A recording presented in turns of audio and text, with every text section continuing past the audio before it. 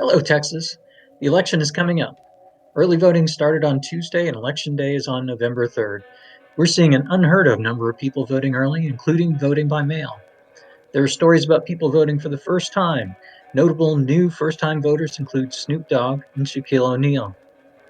People say every election that this is the most consequential election in history. This time, that may actually be true. Here are the things you need to know. Voter registration. Unfortunately, Texas isn't like 18 other states that allow you to register to vote on November 3rd.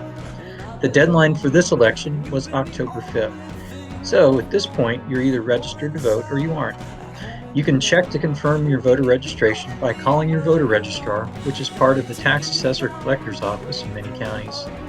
You can also check online. One way to check online is through the Texas Secretary of State's office. Here's the link. If you're not registered now, that's disappointing. Why not register anyway? There are federal and state elections every 2 years, and local elections can happen at other times. Register now. Here's the link for Harris County.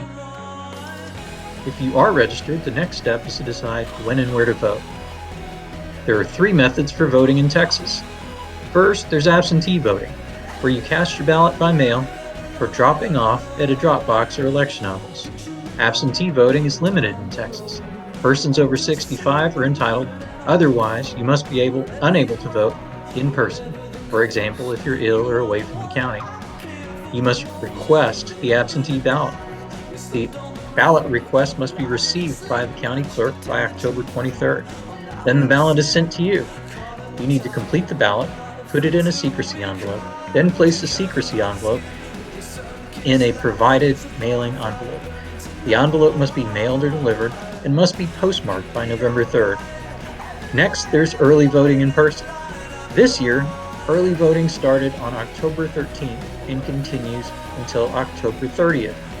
There are fewer polling locations than on Election Day, but you can vote in any early voting location in your county. You can find locations for Harris County here. Finally, there's in-person voting on November 3rd.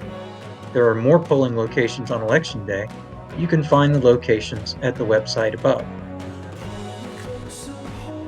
If you're going to the polling location to vote, you've already located where you need to go and the times for voting.